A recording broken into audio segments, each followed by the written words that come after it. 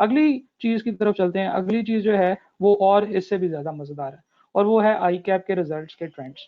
अच्छा, इस स्लाइड को आप लोगों के सामने लाने से पहले मैं आप लोगों के साथ एक बात डिस्कस करना चाहता हूँ। आप लोगों ने सुना होगा कि जी लोग कहते हैं जी कि कैफ में तो पेपर पास नहीं होते, और जो है ना वो आई कैप पास नहीं करता, और इस तरह की चीजें, और रिजल्ट्स बहुत बुरे आते हैं, तो बच्चा जो है ना वो फेलियर लाजमी तौर पे उसको आता ही आता है। तो जनाब इन तमाम चीजों की मैं नफी नहीं करता, लेकिन मैं ये जरूर कहता हूँ कि इन तमाम चीजों को अवॉइड किया जा सकता है, फेलियर को अवॉइड किया जा सकता है। आई कैप जानबूझ के कभी भी किसी को फेल नहीं करता, ठीक है जी। तो ये चीज समझना जरूरी है कि आई कैप के रिजल्ट ट्रेंड्स क्या हैं, जहां से हमें ये पता चलेगा कि नॉर्मली किन किन एरियाज में लोग ज्यादा स्ट्रगल कर रहे होते हैं। तो जनाब एक बड़ी मजे की और खूबसूरत सी शीट आप लोगों के सामने आने वाली है।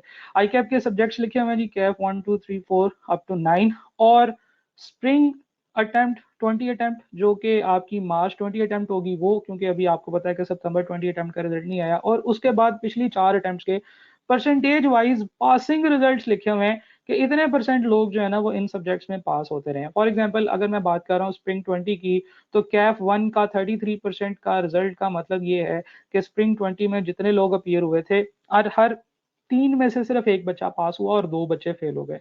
अब देखें ये कितनी खतरनाक बात है कि एक क्लास में अगर 100 बच्चे हैं तो उन 100 में से सिर्फ 33 बच्चे पास होते हैं और 66 बच्चे फेल हो जाते हैं। क्यों फेल हो जाते हैं भाई? हालांकि उन्होंने तो एक अच्छे टीचर से पढ़ा, और किसी भी एक टीचर की क्लास में अगर 33% बच्चे पास हो रहे हैं तो उसका ये मतलब है कि टीचर तो अच्छा पढ़ाता है, टीचर तो बुरा नहीं पढ़ाता। क्योंकि अगर टीचर बुरा पढ़ाता होता तो ये 33% बच्चे भी पास ना होते। टीचर को पढ़ाना आता है लेकिन बच्चों को पढ़ना नहीं आता। This is a very alarming situation कि जिसमें फेलियर रेशो इतनी ज्यादा होती है। अच्छा जी, अगर हम लोग बात करें कैफ 4 स्प्रिंग 20 तो 42% रिजल्ट है। कैफ 5 स्प्रिंग 20 के अंदर कैफ 5 का रिजल्ट सबसे अच्छा है विच इज 51%। इससे अच्छा कोई रिजल्ट इस अटेम्प्ट में नहीं आया है। तो हर अटेम्प्ट में जो जो सबसे अच्छा रिजल्ट है मैंने उसको ग्रीन हाईलाइट कर दिया, और जो सबसे बुरा रिजल्ट है उसको मैंने रेड हाईलाइट कर दिया। तो जो ग्रीन हाईलाइट किया हुआ है आप जरा गौर से देखें कि कैफ 5 का रिजल्ट सबसे अच्छा था, डेट इज 51%। और ऑटम 19 में कैफ 7 का रिजल्ट सबसे अच्छा था विच वाज 50%। 50% या 51% का क्या मतलब बनता है भला? जरा सोचें। जी बिल्कुल, इसका ये मतलब बनता है कि हर 2 में से सिर्फ एक बच्चा पास होता है, ठीक है जी। तो 100 में से 50 बच्चे पास होंगे, 50 बच्चे फेल होंगे, और ये आई कैप का सबसे अच्छा रिजल्ट है। ये रिजल्ट ट्रेंड्स हैं जो आप लोगों के सामने आ रहे हैं, और इसकी एक बहुत बड़ी वजह भी है। मैं इस चीज को बिलीव करता हूँ कि ये हर जगह पे 100 100 100 लिखा हुआ आ सकता है। और मैं जो है ना ये समझता हूँ कि अगर हम लोग अपनी अप्रोच को बेहतर करें, अगर हम लोग अपनी नीयत को ठीक करें, तो ये सारे जो है ना ये 3 डिजिट्स में जो है ना ये रिजल्ट्स आ सकते हैं, ठीक है जी। यानी कि 100%, 99%, 95% रिजल्ट्स आ सकते हैं। क्यों? क्योंकि ये वो लोग हैं जिन्होंने एफएससी में अच्छा परफॉर्म किया। एफएससी में बहुत अच्छा परफॉर्म करने के बाद इन्होंने सीए शुरू किया, और सीए शुरू करने के बाद इन लोगों ने एएफसी के एग्जाम्स दिए, और एएफसी के एग्जाम्स जिन्होंने पास भी कर लिए, ये वो लोग थे। और उसके बाद वो यहाँ पे आके इनके साथ जो है ना इन्होंने ना सिर्फ अपना कबाड़ा किया, बल्कि जो है ना वो अपने घर वालों को भी जो है ना वो वक्त और पैसा दोनों बर्बाद कर दिए। क्यों किए? इसके ऊपर हम बड़ी डिटेल से डिस्कशन करेंगे, ताकि उसके बाद मैं आपको ये बता सकूं कि इन रीजंस को कैसे काउंटर करना है। तो जनाब यहाँ से हम लोगों को ये पता चला कि सबसे अच्छा जो रिजल्ट है आई कैप का वो ऑटम 18 में आया, पिछली 5 अटेम्प्ट में कैप 6 के अंदर, और वो था 60%। 10 में से 6 लोग पास हो रहे थे, 100 में से 60 लोग पास हो रहे थे, 40 फिर भी फेल हो रहे थे। और ये कैप 6 का है ऑटम 18 में। लेकिन अगर हम लोग बुरे रिजल्ट्स की बात करें तो एक तो ट्रेंड हमें नजर आएगा जो आप लोगों को यहाँ पे बिल्कुल आपके सामने जो है ना एक लाइन में नजर आ रहा है। कैप 3 ये एक ऐसा सब्जेक्ट है जिसको आप लोगों को पता है कि हमने ग्रीन कलर दिया हुआ है, ग्रीन ये ब्लू कलर दिया हुआ है। ब्लू कलर जो है वो किस तरह के सब्जेक्ट्स के लिए? वो सब्जेक्ट्स जो थेरेटिकल और एप्लीकेशन बेस्ड एरियाज है।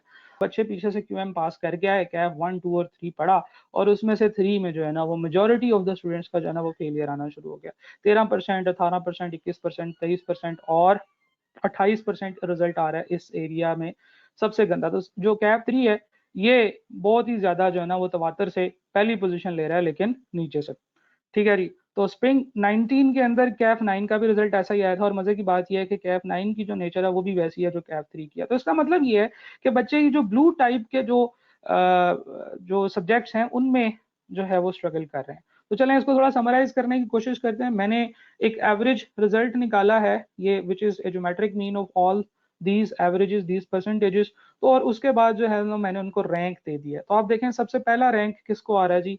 सबसे पहला रैंक आ रहा है कैप 5 को। इसका मतलब ये है कि कैप 5 जो है वो अच्छे रिजल्ट्स लाने में सबसे आगे।